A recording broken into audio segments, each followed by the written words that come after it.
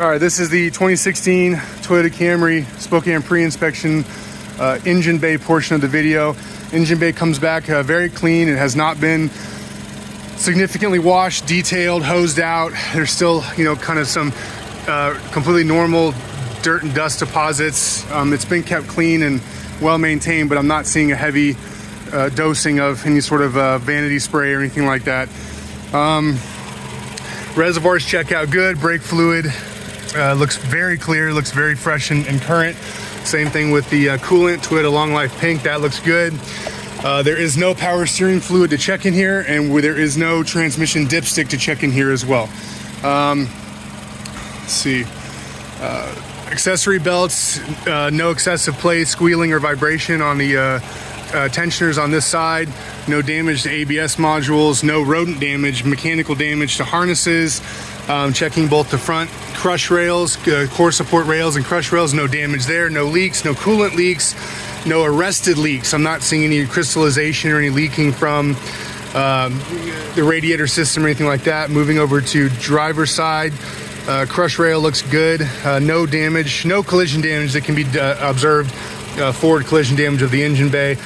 No creasing on this right here, on this little pinch weld right here. It runs along the front of the vehicle, right under this vanity cover, and there's no like creasing or buckling on that, like as if the damage had gotten into the core support and kind of buckled that, and I'm not seeing any of that. There was documented a small, very minor seep or leak that can be deterred right about there where my flashlight is. It may be timing cover related. I don't think it's valve cover. It's not something that I would put in the emergency or critical category. I'd say keep an eye on that and just have it documented. Just keep an eye on that. But I'm not seeing any drips off of that. It looks more like just kind of vapor deposition. Not too concerned about that at this time. No oxidation in the engine bay. You can see the metal on the aluminum is nice and fresh. There's not crystallization or anything like that implies that it's lived a very salty life or anything like that. Same thing with the suction hose for the AC system. Back to the ports for the thermal expansion valve for AC, nice and clean back there. Same deal with the heater core hoses. They're nice and clean, no crystallization, leaks, arrests, or anything like that. No crystallization on the ground strap for the battery. No crystallization on the positive lead on terminal on the battery. That's a nice one. You'd almost never see them that clean. Engine bay, other than the small spot in the back that was documented, gets a pass, clean bill of health from me. Thank you. All right, we are starting our exterior body panel inspection for collision damage or any sort of paint deviations in the 2016 Toyota Camry. We're following down the driver's side front quarter panel. No differentiation gaps there detected. Following A-pillar down, it's nice and square here. Looking at roof line right here with where it meets the door, that's good there. And it's not been pushed up. The quarter panel's not too off. This little kind of gap right there, that could be factory QC. I'm not going to be concerned about that. Following the gap for the B-pillar, following that down the car, nice and square. Same deal here, C-pillar, following that down driver's side, nice and square. Not seeing any sort of damage or deviations on fuel filler door. No problems there. Trunk line, nice and square. Pulling on the bumper cover, no broken clips, no feelings of any sort of damage or backed in anything. It's nice and solid. Okay, following trunk line around, nice and square to the bumper cover. Same deal, passenger side coming up now. Trunk line, very good, nice and square. Bumper cover, passenger side rear, same thing, solid. C-pillar, passenger side, square, gets a pass. B-pillar side, passenger square, and A-pillar square. Checking right here, quarter panel, following it down, hood to quarter panel square, front bumper cover, nice and firm, nice and connected, no broken clips, solid. I did not see any deviations in the white, any sort of difference in oxidation, or maybe the trunk is a different color of the hood. None of that. All this paint looks exactly original. It's all aged together.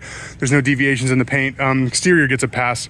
All right, this is the beginning of the underbody inspection for Spokane Preinspection 2016 Toyota Camry. I'm working my way around the engine bay compartment. Apologies if it's not the highest of fidelity, but I'm not currently seeing any leaks, drips, damage, high centering, anything that's out of line for expectations for a used vehicle. No torn, high centering, torn bushings, issues with plastic underbody panels missing, not replaced. Might be kind of hard to see on the camera, but that control arm bushing looks just fine. Subframe bracketry looks fine. It's not smashed or crushed in. Working our way down the vehicle. No damage on the exhaust system. There's very, very minimal, if any, rust on the exhaust system. Very minor, very clean underneath. No high centering on the unibody framing in there.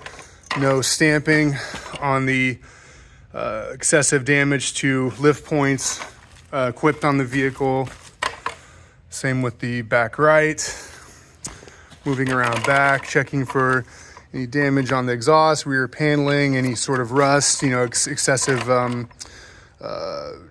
rust getting up on the subframe. Very, very clean under here. Very clean. You can see the subframe bushing right there.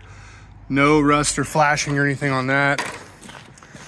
See, moving to back, the fuel tank guard is in the fuel tank guard is up there, and the spare tire guard is in perfect condition. Let's see, and finally moving back over to rear driver's side, same deal. No damage, rips or tears. I can faintly see parts of the evap emission system under here. That looks fine as well. Of course, no codes for that. Moving forward, same deal as passenger side. Clean bill of health on the underbody inspection. All right, trunk inspection, 2016 Toyota Camry. Trunk comes back, clean bill of health. There's no missing emergency roadside kit in here.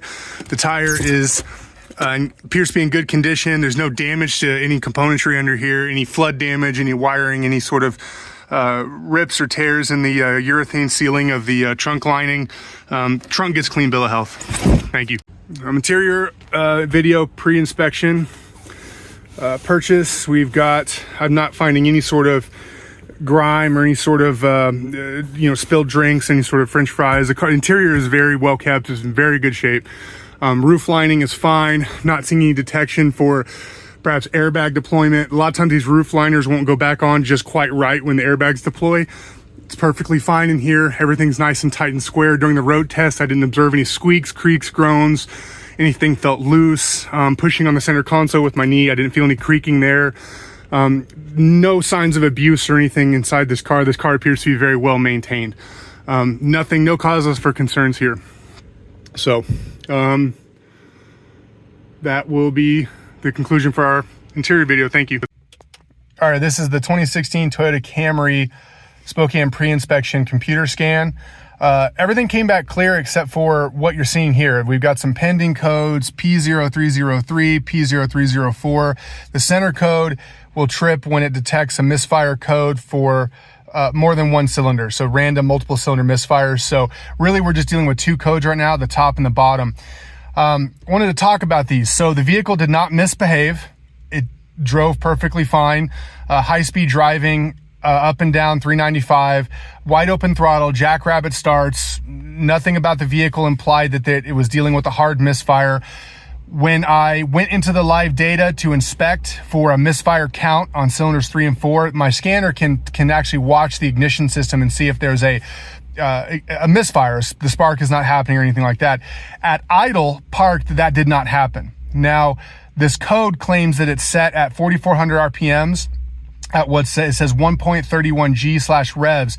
So that implies to me that was under load. That's when I was driving the vehicle. But there was not a stored misfire count. And this is the only portion of data that I'm left with. So let's talk about this information and what this could mean. So when an engine kicks a misfire mechanically, let's say that there's a mechanical issue like low compression because the engine's worn out, there's a lot of comorbid symptoms. You would have an engine burning oil. The engine would be down on power. The engine would idle rough.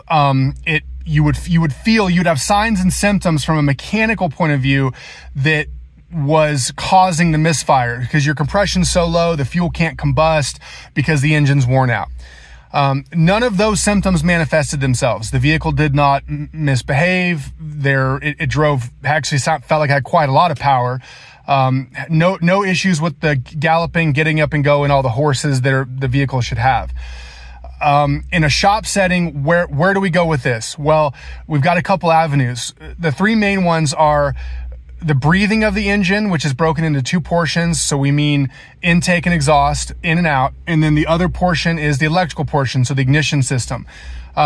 We could chase fuel, so we could add that as a fourth one at this time, but fuel will often manifest itself as a symptom as well. If you're having an issue with a fuel pump delivery, fuel pressure delivery, or fuel regulation, you would likely experience that on some degree when operating the vehicles. None of that was documented. So this is where it makes me want to go look at electrical things like ignition and air metering. So when I say air metering, what I mean by that is, how does the computer measure the air coming in the engine? Well, that's through sensors, some mass airflow sensor. How does the engine know that the combustion is working correctly? Well, that's air fuel sensors and oxygen sensors. So how does the spark happen? Well, there are coils. The coils create, electrical voltage for the spark plugs, and they spark. I interviewed the seller. The seller says they have paperwork for changing the spark plugs, but they did keep the original equipment ignition coils. That's very common. Ignition coils, especially on Toyotas, are very low fail. There's no reason to replace those original equipment coils with perhaps an aftermarket coil or an inferior coil from, say, a parts store. Toyotas are going to have far more superior coils from factory than they will be from a parts store. So that's a very typical service interval for spark plugs. Nothing throws red flags for me for the customer there. So in a shop setting, here's where we start. We move these coils we take these two coils in those cylinders, we move them to cylinders 1 and 2. We road the car, we retest. If the problem follows, yes, we've got a coil issue. We need to chase that. If the problem does not follow, then we're going to start exploring things like air delivery, metering systems for the exhaust, your oxygen air fuel sensors, and maybe it needs a clean MAF sensor. So the flow chart for me in a shop setting would be move the coils first. If the problem follows, replace the coils. If the problem does not follow, then I'm going to inspect the MAF sensor. I'm going to run it through a full drive cycle of data. Takes a couple hours in terms of how you're watching metering data. You need to induce different operational states in the vehicle. It's a fairly involved diagnostic in terms of time. But I would start by cleaning the MAF sensor. I would inspect the sensor and clean it. I'd reinstall it. I would perform the drive cycle again and see if the problem is either gone away or moved. Then we can move on to watching fuel oxygen sensor air fuel data and seeing how that's correlating. And then finally, if I did want to start exploring a mechanical symptom, which again, it's unlikely to lead me there, where that would go is we could check the timing. The vehicle has what are called phasers. So the timing has some semi-hydraulic functionality in it to where the mechanical valve timing of the engine can be slowed down or sped up based on drive cycles and drive states. So flooring the car, pedal to the floor versus cruising. Likewise with mechanical things, 90% of the time you're going to feel a symptom from that. But metering data like oxygen sensors, air fuel sensors, MAF sensors, manifold pressure sensors, you might not ever feel a symptom from that, but electrically the computer will record something. So my first stop on the diagnostic flow chart and pathway to repair on this, I'm going to go for electrical. With all that being said, the vehicle did not misperform, it did not misbehave. So I'd like to document this, but I would not want to hurry up and imply that this is a make or break situation for purchasing this car. If this was a Mopar vehicle, a Chrysler, Dodge, if it was a vehicle from that has been established from a manufacturing level for poor quality control, then I would be more leery. I'd be more concerned about seeing this data. We're talking about a Toyota here, Toyota, Hondas. I have my concern level is lower when I see this data, especially when it presents in these particular cases, than say if this was a Jeep, Chrysler, Dodge, Ford car, something of that ilk. So here's the data, and that's my opinion on the data. Thank you.